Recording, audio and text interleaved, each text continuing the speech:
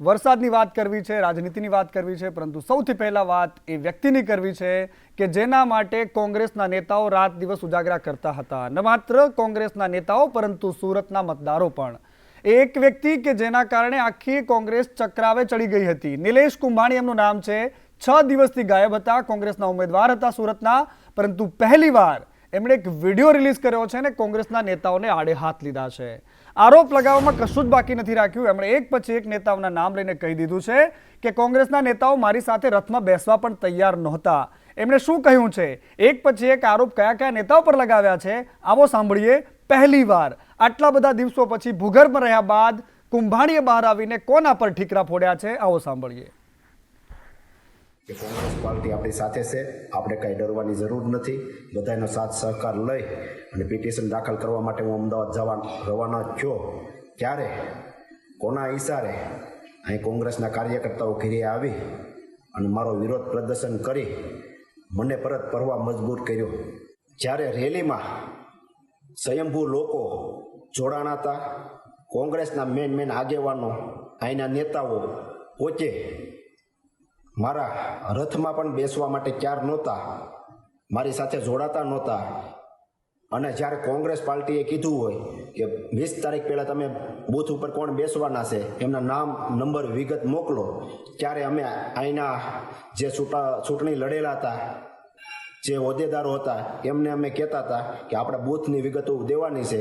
ત્યારે એક પણ આગેવાનોએ બૂથ આપ્યા નહોતા. કાર્યકર્તાઓ જે કામ કરતા હોય, કાર્યકર્તાઓ જે બૂથ આપતા હોય, એમને પણ ના પાડતા હતા કે આપણે બૂથ આપતા નહીં. અને પબ્લિક પણ જાણે છે કે આમાં જે અત્યારે વિરોધ કરે છે એ પહેલાં ભાજપ સાથે બેસી ગયા હતા અને એક પણ અમારી સભાઓમાં કે અમારી સાથે ડોર ટુ ડોર એમાં એક પણ અહીંના આગેવાનો આવ્યા નહોતા. અત્યારે ખાલી વિરોધ કરવા બેસી ગયા છે.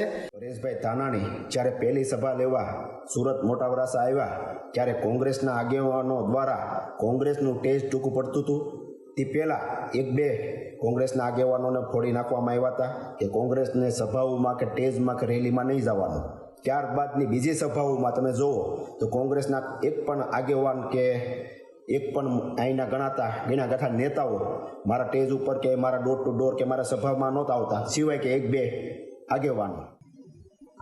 અત્યારે જે વિરોધ કરે છે એમને તમે પૂછજો કે આમ આદમી પાર્ટીના નેતાઓ, આમ આદમી પાર્ટીના કોર્પોરેટરો, આમ આદમી પાર્ટીના કાર્યકર્તાઓ જે સાથે રહી મહેનત કરતા હતા, કોંગ્રેસના આગેવાનો નેતાઓ કોના દબાવ આવવાથી કોને ફોડ્યા હતા અને મારી સભાઓમાં કે ટેજમાં કે મિની બજારમાં અમે ગયા હોય ડોર ટુ ડોર એમાં નહોતા આવતા, મિની બજારની સભામાં નહોતા આવતા, મોટા વરાસા ડોર ટુ ડોર ગયા એમાં નહોતા આવતા. મેં પ્રતાપભાઈ દુધાતને અનેકવાર કીધું તમે સભાઓમાં મારી સાથે આવો, તો એમણે કીધું હું ફોર્મ ભરતી વખતે તારી સાથે આવે તો અમરેલીની તારીખ પછીની તારીખ લેજે.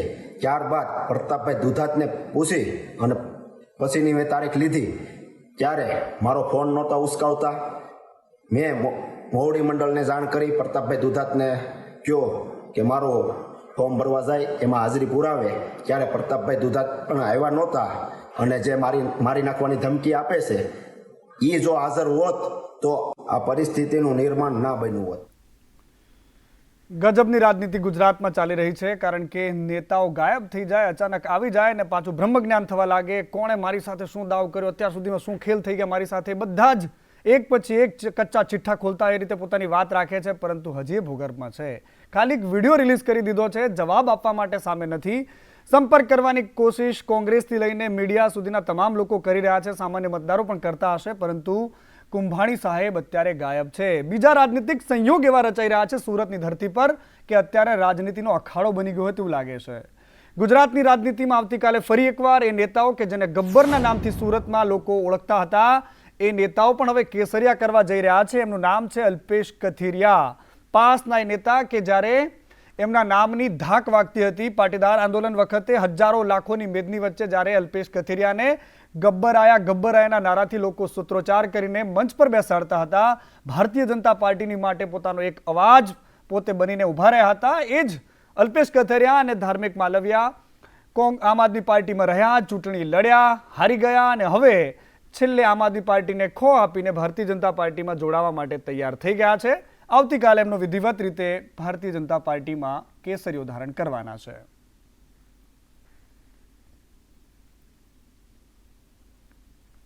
અને બીજી બાજુ સુરતમાં અલ્પેશ અને ધાર્મિક માલવિયા ભારતીય જનતા પાર્ટીમાં જોડાવાના છે, ત્યારે બોટાદના દિલીપ સામવાએ પ્રતિક્રિયા આપી છે. એમણે કહી દીધું છે કે જાગ્યા ત્યારથી સવાર એ સૂત્રને સાર્થક કરી રહ્યા છે મારા પાટીદાર યુવાનો, અને એમણે અભિનંદન પણ આપી દીધા છે. હાલ એવા સમાચાર મળે છે કે અલ્પેશ કથિરિયા અને ધાર્મિક માલવિયા બંને આવતીકાલે ભારતીય જનતા પાર્ટીની અંદર જ્યારે જોડાઈ રહ્યા છે, ત્યારે હું બંને મિત્રોને અભિનંદન પાઠવું છું. તેમજ એક સૂત્રને જે સાર્થક કર્યું છે કે જાગ્યા ત્યારથી સવાર, એટલા માટે આવનારા દિવસોની અંદર સામાજિક હોય કે રાજકીય હોય, જ્યારે બંને મિત્રો યથાર્થ લોકોના કામ કરી રહ્યા છે, ત્યારે સામાજિક લેવલે રાજકીય લેવલે લોકોના પ્રશ્નોનું નિરાકરણ લાવી અને એક નવી ઉર્જા સાથે કામ કરે તેવી પાટીદાર સમાજ વતી બંને મિત્રોને હું શુભેચ્છા પાઠવું છું. અને બીજી બાજુ સુરત કોંગ્રેસના પૂર્વ કોર્પોરેટર શૈલેષ રાયકાનું એક નિવેદન સામે આવ્યું છે, જેમણે કહ્યું છે કે ફોર્મ રદ થયું તે દિવસે આવી શક્યતા હતા, દરેક જગ્યાએ અમારા કાર્યકર્તાઓને બૂથ છે, આ આખી એક ગેમ હતી, બીજેપી જોડે સાંઠગાંઠ થઈ ગઈ હતી, એવો એમણે આરોપ લગાવ્યો છે. આરોપ નિલેશ કુંભાણી પર છે, કારણ કે કુંભાણીએ જે પ્રકારનો ખેલ કર્યો છે કોંગ્રેસમાં રહીને, એની સામે કોંગ્રેસના કાર્યકર્તાઓ નારાજ છે.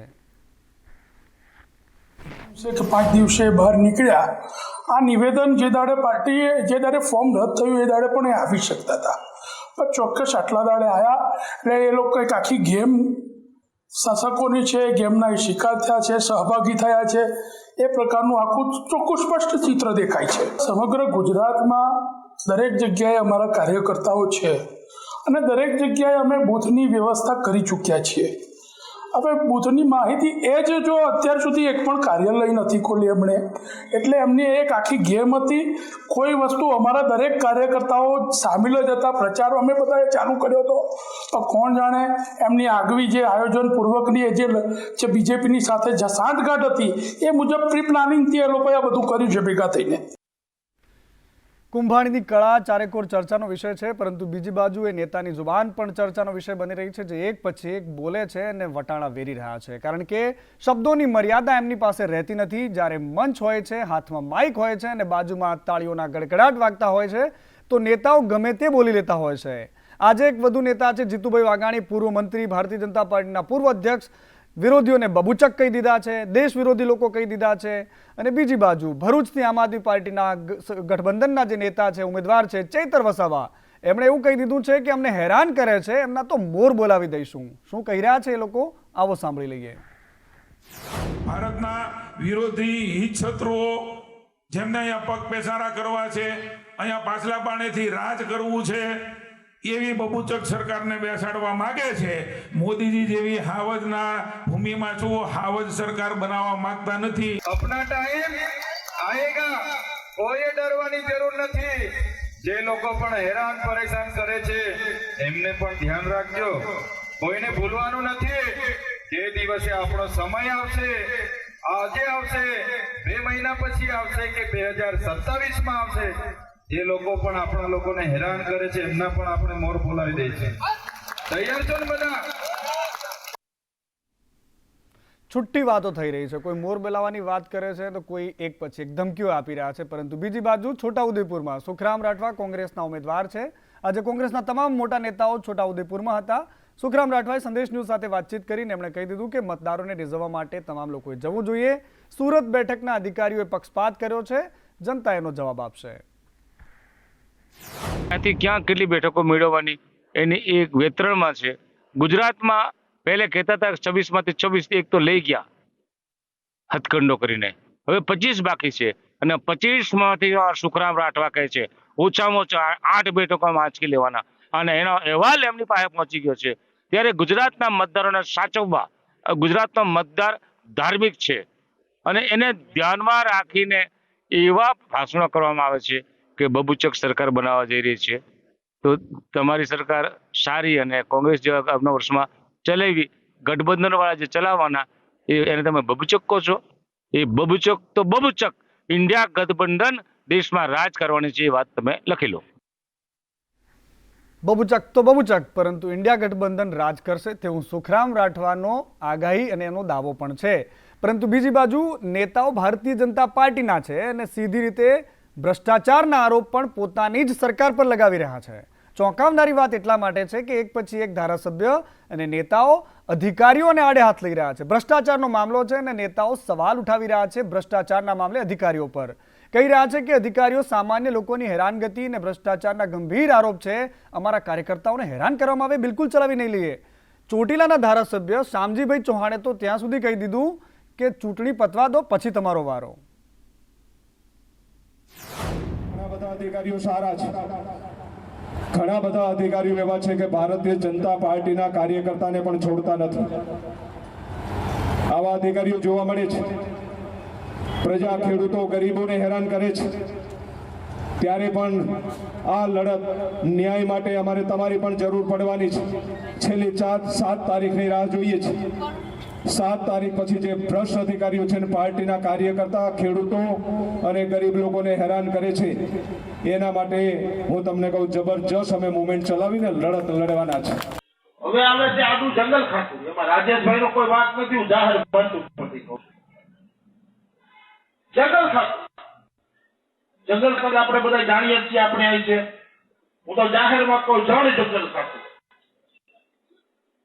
સાહેબ આ બ્રોડગેજ માટે મંજૂર થઈ ગયું, ટેન્ડર થઈ ગયું છે, પત્ર કાર્ય કરવાનો. જંગલ ખાતું જો હવે આડું આવશે ને તો જંગલ ખાતાને પણ સબસીડીનું દાવણ યાદ કરવાની તાકાત પણ અમારા છે. તાકાત બતાવી છે અને બીજી બાજુ એ પણ કહી દેવું છે કે મારે જબરદસ્ત આંદોલન કરવું પડશે. આંદોલન કોની સામે કરવાનું છે? આવા નિવેદનો કદાચ કોંગ્રેસના નેતા કે આમ આદમી પાર્ટીના નેતા કરે તો બરાબર છે, પણ ધારાસભ્ય કરે છે, ચોંકાવનારી વાત છે. બીજી બાજુ નવસારી લોકસભાના ઉમેદવાર નેસદભાઈએ સીધી રીતે દાન માંગવાની વાત કરી છે, કારણ કે હવે કોંગ્રેસના બેંક ખાતાઓ સીલ થઈ ગયા છે. નેસદભાઈ કહ્યું છે કે આર્થિક કટોકટી છે, અમે સામનો કરી રહ્યા છીએ વાતનો, એટલા માટે ન છૂટકે તમે અમને દાન આપો અને આ તમને પ્રાર્થના છે કે રૂપિયા આપશો તો અમે સારી રીતે ચૂંટણી લડી શકીશું. હાલમાં કોંગ્રેસ પક્ષના બેંક ખાતાઓ સીલ થઈ ગયા છે. દુનિયાના ઇતિહાસમાં ચૂંટણી સમયે કોઈ રાજકીય પક્ષના બેંક ખાતા સીલ થાય એ આ પહેલો પ્રસંગ છે. પરિણામે ભારે આર્થિક કટોકટીનો સામનો કરવો પડે છે. ભારતીય જનતા પાર્ટીએ ચૂંટણીને ભારે ખર્ચાળ બનાવી દીધી છે. ના છૂટકે આપને પ્રાર્થના કરવાની ફરજ પડેલ છે કે આપના મતદાન પહેલા મહાન દાનની જરૂર છે. આપને યોગ્ય લાગે તે રકમ આપ દાન આપો. આપના દાન સાથે આશીર્વાદ આપો. કોંગ્રેસના એવા 3 થી 4 ઉમેદવારો આપણે જોયા કે આવી રીતે દાન માંગી રહ્યા છે, કારણ કે કોંગ્રેસના ખાતાઓ સીલ થયાની વાતો સામે આવી રહી છે. બીજી બાજુ કોંગ્રેસના એક ધારાસભ્ય છે દિનેશજી ઠાકોર, રૂપાલા પર બોલવા લાગ્યા અને બોલતા બોલતા ભૂલી ગયા કે તેઓ શું ભૂલી રહ્યા છે, કારણ કે તેમણે રૂપાલાને રૂના પ્યાલા કહી દીધા છે. રૂપાલા માટે બોલતા એમણે કહી દીધું કે પ્યાલા ઉપર પાણી નાખીને પૂરો કરવાનો છે. ચાણસ્માના વસઈ ગામે એક સભા ચાલતી હતી ને સભામાં નેતાજી આવું કંઈક બોલી ગયા છે. તો આ વિસ્તારના ક્ષત્રિય સમાજને અડધી રાતે પણ કંઈ પણ કામની જરૂરત હોય તો દિનેશ ઠાકોરને યાદ કરજો. હર હંમેશ તમારી સાથે રહીશ એ જ વિનંતી સાથે. અને છેલ્લે તમે પ્લાસ્ટિકનો પ્યાલો જોયો, પિત્તળનો પ્યાલો જોયો, આ તો રૂનો પ્યાલો છે. રૂપાલા પાણી રેડવાનું રે આમાં ખાલી, એટલે ઓટોમેટિક પૂરો થઈ જાય. જય માતાજી. નેતાઓનો વાણીવિલાસ બંધ થવાનું નામ નથી લેતો અને એ જ વાણીવિલાસ છે કે જેના કારણે ભારતીય જનતા પાર્ટીએ ભોગવવાનો વારો આવ્યો છે. લખતરમાં ક્ષત્રિયો દ્વારા ભાજપનો વિરોધ થઈ રહ્યો છે. ભાજપના કાર્યાલયના લોકાર્પણના કાર્યક્રમમાં વિરોધ થયો. મોટી સંખ્યામાં ક્ષત્રિય સમાજના આગેવાનો, યુવકો દ્વારા પ્રદર્શન કરવામાં આવ્યું. સૂત્રોચ્ચાર થયો. રૂપાલા અને ભાજપનો વિરોધ કરવા માટે 21 જેટલા ક્ષત્રિય યુવકોની અટકાયત પણ થઈ ગઈ. થોડી ક્ષણો માટે અહીંયા ચકમકઝરી ઘર્ષણ થયું અને પોલીસે અંતે 21 જેટલા ક્ષત્રિય સમાજના યુવાનોની અટકાયત કરી.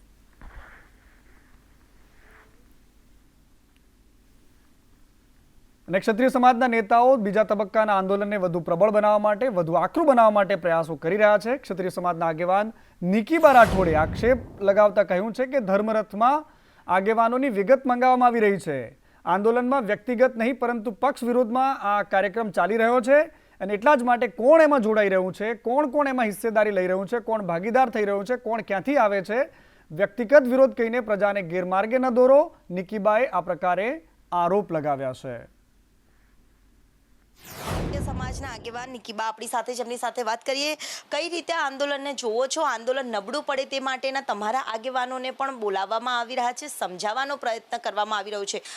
સંગઠનોને જે વિગત છે એ સરકાર મંગાવી રહી છે, એમની સાથે બેઠક કરી રહી છે. બેઠકમાં એ લોકો ક્યાંક ને ક્યાંક એવું દબાણ કરી રહ્યા છે કે અમે માની જઈએ, પણ આ વસ્તુ અમને યોગ્ય નથી લાગતી. અમે અત્યારે અહિંસક લડાઈ લડી રહ્યા છીએ, અત્યાર સુધી હજુ પણ લડી રહ્યા છીએ. સરકાર ક્યાંક ને ક્યાંક અમને હિંસા માટે મજબૂર કરી રહી છે. અને હવે અંતે વાત કરવી છે કે રાજ્યમાં આકરી ગરમીના પ્રકોપ વચ્ચે પણ વાતાવરણમાં પલટો આવ્યો છે, કારણ કે ગુજરાતના અલગ અલગ વિસ્તારોમાં, મધ્ય અને દક્ષિણ ગુજરાતમાં અનેક જિલ્લાઓમાં કમોસમી વરસાદ પડ્યો છે. આ અલગ અલગ તસવીરો સુરત, વલસાડ, નવસારી, વડોદરા, મહીસાગર, ખેડા સહિતના જિલ્લાઓમાં વરસાદ વરસ્યો છે. આ તરફ તાપી જિલ્લામાં પણ વાતાવરણમાં પલટો આવ્યો હતો. તાપીના વાલોડ, વ્યારા, ડોલવણ સહિતના તમામ વિસ્તારો છે કે જ્યાં આજે દિવસ દરમિયાન છૂટો છવાયો વરસાદ પડ્યો હતો. આ કમોસમી માવઠું છે.